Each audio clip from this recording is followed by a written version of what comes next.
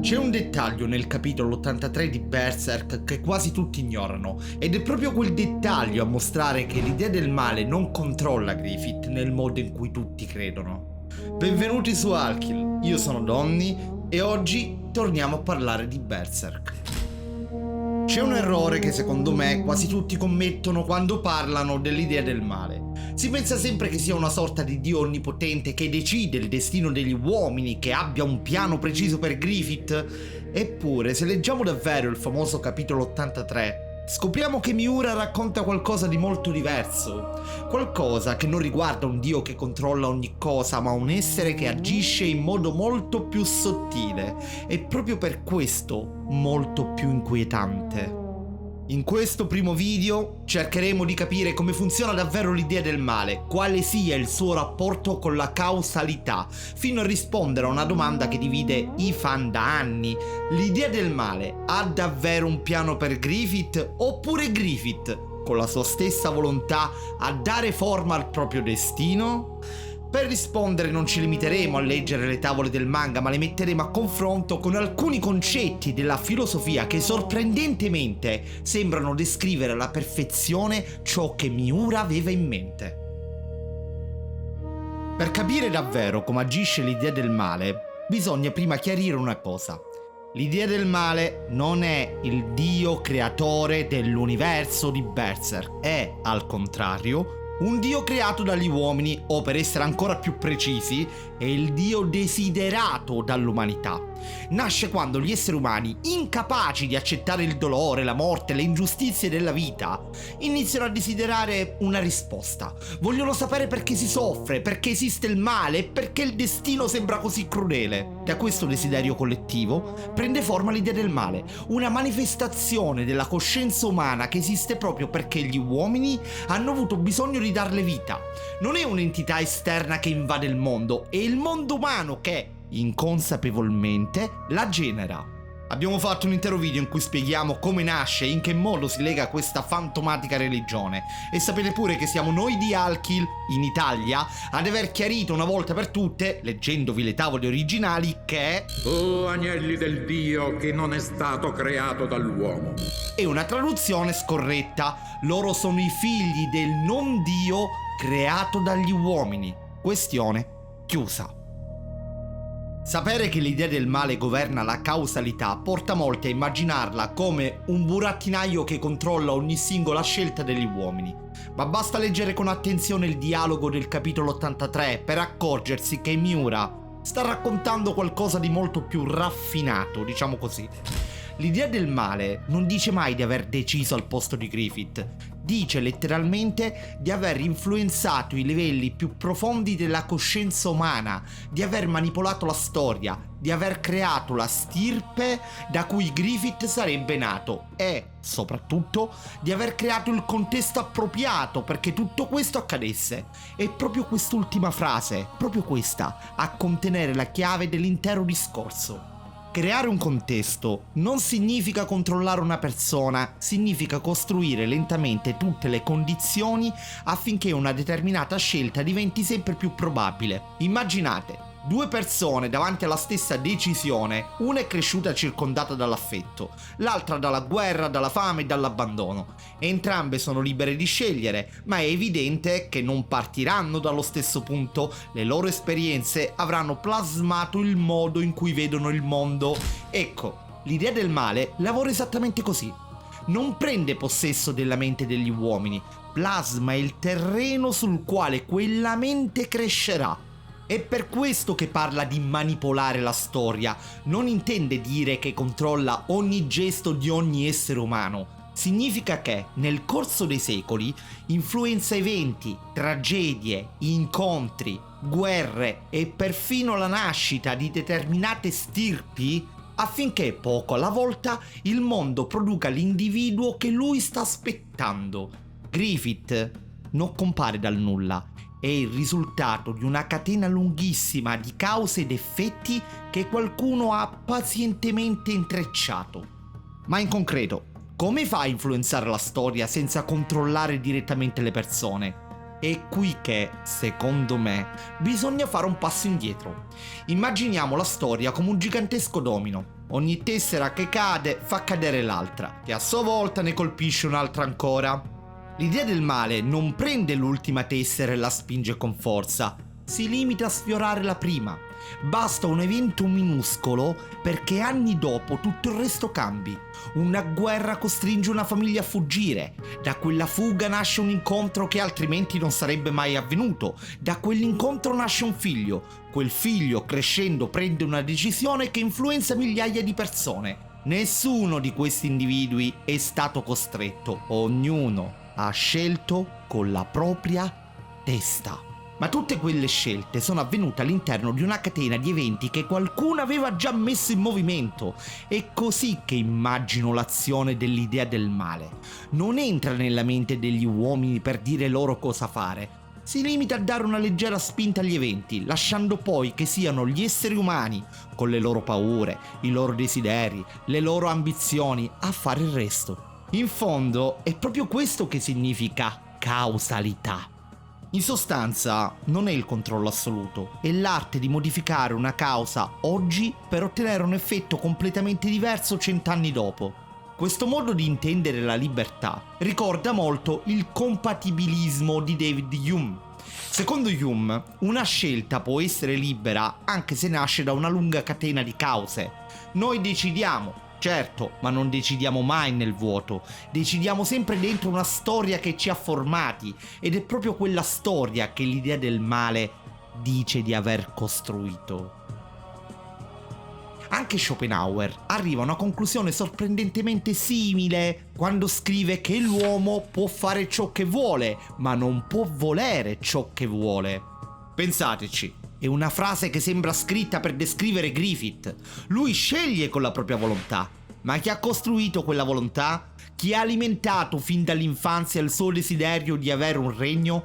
Chi ha fatto sì che quel sogno diventasse più importante della sua stessa vita? È proprio lì che interviene la causalità.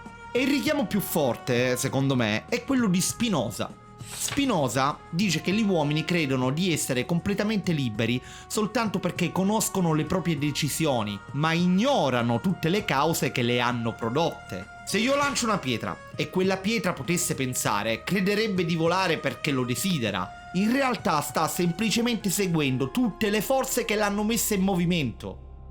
Griffith sa di desiderare un regno. Quello che non sa è tutto ciò che, fin dalla sua nascita, ha contribuito a trasformare quel desiderio nell'unica cosa per cui valesse la pena vivere.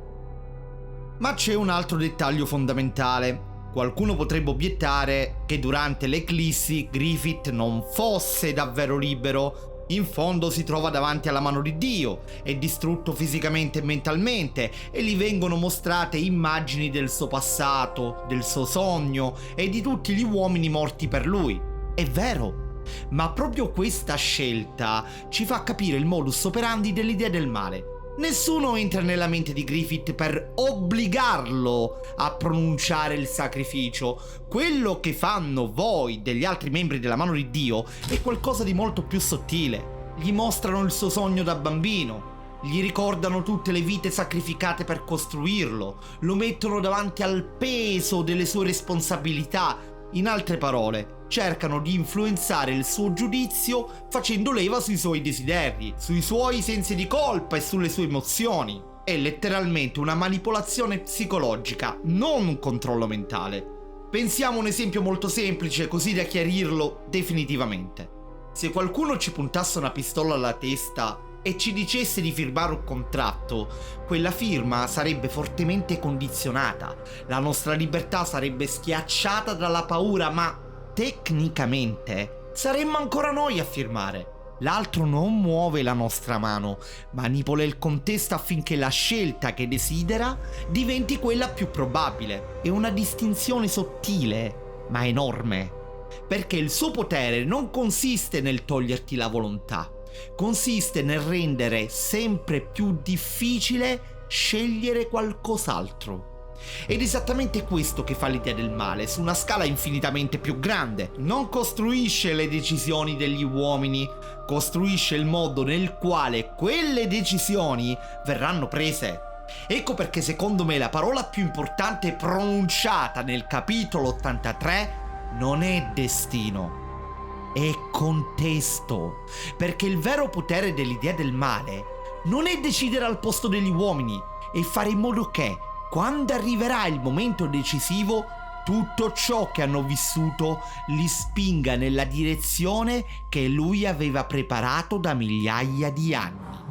E questo apre un dibattito sul libero arbitrio in Berserk. Ne parliamo mese prossimo nel secondo video. Bene, ora abbiamo chiarito un concetto. Spero di essere stato chiaro fino adesso. Ora passiamo al secondo. Mi chiedo, ma se le cose stanno davvero così, allora nasce una domanda ancora più importante. Se l'idea del male prepara il terreno affinché gli uomini compiano determinate scelte, significa anche che abbia già deciso cosa dovrà fare Griffith. In altre parole, tutto quello che Griffith realizza dopo essere diventato Femto, dalla rinascita fino alla creazione di Falconia, fa parte di un piano dell'idea del male? Oppure il frutto della sua stessa volontà?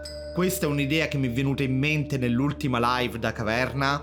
Secondo me è un tema che va affrontato con precisione chirurgica. Seguitemi.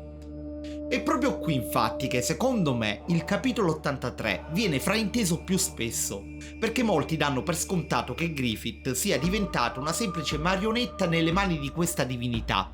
Eppure, se osserviamo attentamente il loro dialogo, scopriamo che Miura ci sta raccontando una storia completamente diversa. Se l'idea del male avesse davvero un piano preciso per Griffith, allora la domanda che Griffith gli pone nell'abisso non avrebbe alcun senso. Quando gli chiede cosa vuoi da me, ci aspetteremmo una risposta più chiara, qualcosa come conquista il mondo, porta l'umanità verso questa direzione, realizza il mio progetto. Invece non accade nulla di tutto questo. L'idea del male risponde semplicemente sii te stesso. È una risposta tanto breve quanto rivoluzionaria, perché ci dice che Griffith non è stato creato per eseguire gli ordini di qualcuno, è stato creato semplicemente per essere Griffith. Questa differenza è enorme. Per anni molti fan hanno immaginato l'idea del male come una specie di regista nascosto che, attraverso Griffith, starebbe portando avanti il proprio piano, ma il manga non ci mostra mai una scena in cui idea del male impartisce un ordine. Mettiamo pure che questo è un capitolo che è stato eliminato e vabbè. Tutto ciò che Griffith farà da quel momento in poi, dopo essere diventato appunto Femto, nasce esclusivamente dalla sua volontà. Ed è proprio questo il dettaglio che cambia completamente la prospettiva. L'idea del male non crea un servo, crea un individuo, o meglio ancora, crea le condizioni affinché nasca un individuo con una natura ben precisa. Da quel momento non ha più bisogno di dirgli cosa fare, perché sa che agirà secondo ciò che è sempre stato. Questo concetto ricorda molto il pensiero di Aristotele. Per il filosofo greco, ogni essere possiede una natura che tende spontaneamente a realizzarsi. Un seme di quercia non riceve ogni giorno l'ordine di diventare una quercia, lo diventa perché quella è la sua essenza. Allo stesso modo, Griffith non ha bisogno che qualcuno gli ordini di inseguire il proprio sogno. Continuerà a farlo perché quel sogno coincide con ciò che è lui. E qui torna utile anche Spinoza, quando parla di Dio. Spinoza non immagina una divinità che pianifica ogni singolo evento come farebbe un re che impartisce ordini ai propri sudditi. Le cose accadono perché seguono necessariamente la natura di ciò che sono. Se riportiamo questo ragionamento a Berserk, l'idea del male non sembra avere un piano nel senso umano del termine. Non appare come un sovrano che dice a Griffith quale sarà la prossima mossa. È più simile a una forza che ha costruito le condizioni iniziali e che poi lascia che la natura dell'individuo produca da sola le conseguenze. Come abbiamo detto all'inizio, lui ha solo sfiorato la prima tessera del domino. Anche il dialogo tra i due sembra andare in questa direzione. Griffith chiede cosa l'idea del male desideri da lui, ma la risposta non parla mai dei desideri dell'idea del male. Anzi, l'entità gli dice che il suo desiderio coincide col desiderio di Griffith. E un passaggio che spesso viene frainteso: non significa che Griffith desidera ciò che vuole il suo dio, significa quasi il contrario. L'idea del male riconosce che Griffith rappresenta alla perfezione il risultato della causalità che ha costruito per migliaia di anni. Non deve sostituirsi alla sua volontà, perché quella volontà è già esattamente ciò che cercava. Pensiamoci un attimo. Se Griffith fosse soltanto una marionetta, ma che valore avrebbe ogni sua scelta? Che senso avrebbe il sacrificio? Che senso avrebbe Falconia? Che senso avrebbe perfino il suo sogno? Tutto perderebbe peso, perché ogni sua azione sarebbe stata l'esecuzione di un copione scritto da qualcun altro. Ma Berserk insiste continuamente sul fatto che le scelte definiscono gli individui. Anche quando sono terribili, rimangono comunque scelte. Ed è proprio per questo che, secondo me, l'idea del male non ha un progetto politico, militare, sociale per il mondo. Non vuole costruire un impero. Non vuole governare gli uomini attraverso Griffith. Quello appartiene interamente a Griffith. Falconia è il sogno di Griffith. Il regno è il sogno di Griffith. Diventare il sovrano di un mondo unificato è il sogno che Griffith coltiva fin da bambino. Non è l'idea del male a suggerirgli queste cose. Le vediamo nascere da lui.